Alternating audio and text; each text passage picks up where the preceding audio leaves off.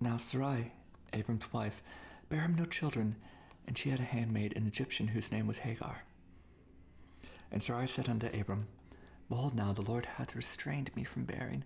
I pray thee, go in unto my maid. It may be that I may obtain children by her. And Abram hearkened to the voice of Sarai. And Sarai, Abram's wife, took Hagar her maid the Egyptian, after Abram had dwelt 10 years in the land of Canaan, and gave her to her husband, Abram, to be his wife. And he went in unto Hagar, and she conceived.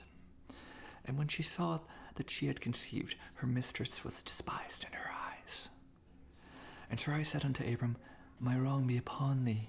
I have given my maid into thy bosom. And when she saw that she had conceived, I was despised in her eyes.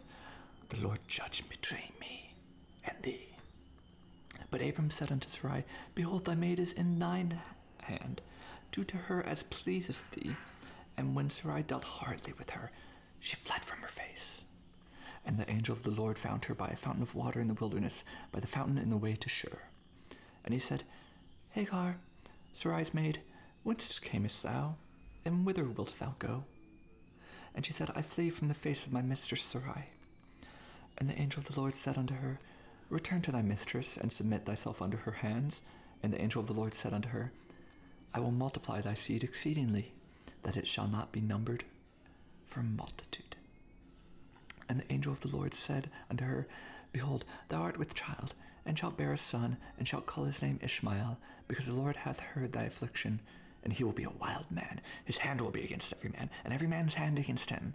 He shall dwell in the presence of all his brethren.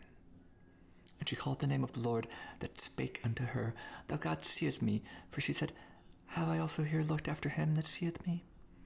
Wherefore the well was called Ber-lahai-roi. Behold, it is between Kadesh and Bered. And Hagar bore Abram a son, and Abram called his son's name, which Hagar bare, Ishmael. And Abram was 86 years old, when Hagar bore Ishmael to Abram. An important lesson.